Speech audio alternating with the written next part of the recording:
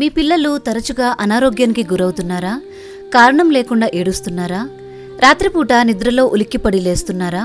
అయితే బహుశా వారికి చెడు దృష్టి లేదా బాలగ్రహ దోషాలు తగిలి ఉండవచ్చు. భయపడకండి.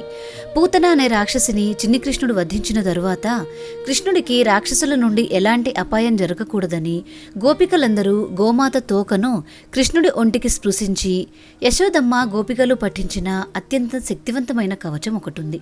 అదే బాలరక్షా స్తోత్రం.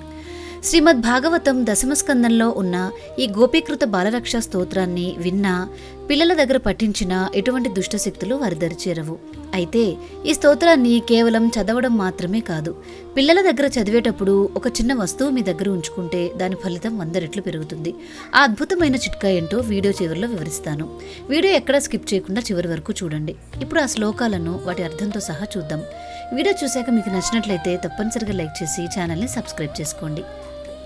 అవ్యాదజోంఘ్రిమణిమాంస్తవ జాన్వధోరు యజ్ఞోచ్యుతః కటితటం జఠరం హయాస్యః హృత్కేశవస్త్వదుర ఈశ ఇనస్తు కంఠం విష్ణుర్భుజం ముఖమురుక్రమ ఈశ్వరః కం.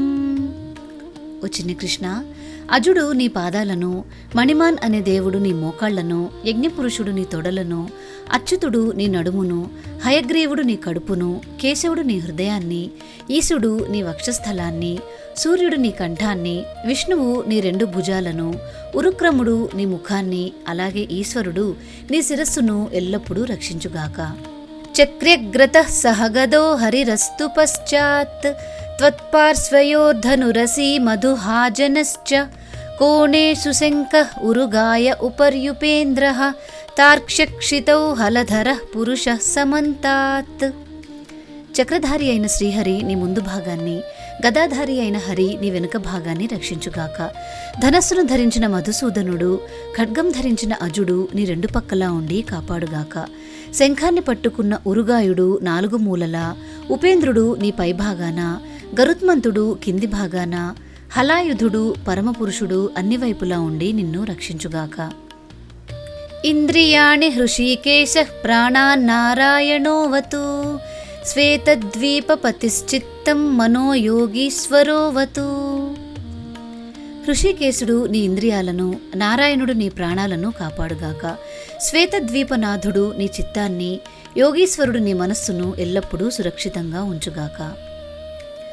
పృశ్నిగర్భశ్చ తే బుద్ధిమాత్మానం భగవాన్ హరిః క్రీడంతం పాతు గోవిందః శయానం పాతు మాధవః. పృశ్నిగర్భుడు నీ బుద్ధిని, భగవానుడైన శ్రీహరి నీ ఆత్మను రక్షించుగాక. నువ్వు ఆడుకునేటప్పుడు గోవిందుడు, నిద్రపోయేటప్పుడు మాధవుడు నీకు తోడుగా ఉండి నిన్ను రక్షించుగాక.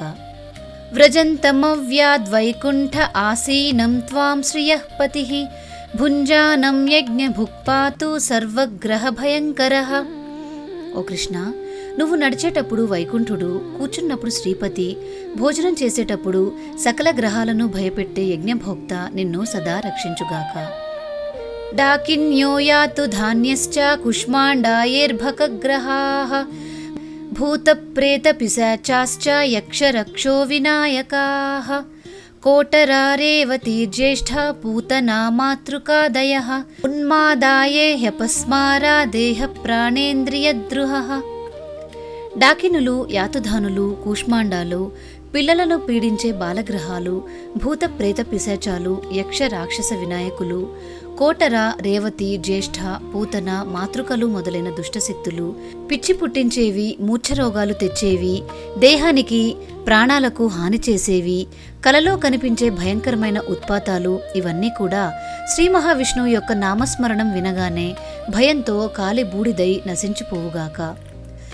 స్వప్నదృష్టా మహోత్పాతా వృద్ధ బాలగ్రహాశ్చయే సర్వే నశ్యంతు తే విష్ణోర్నామగ్రహణ భీరవః.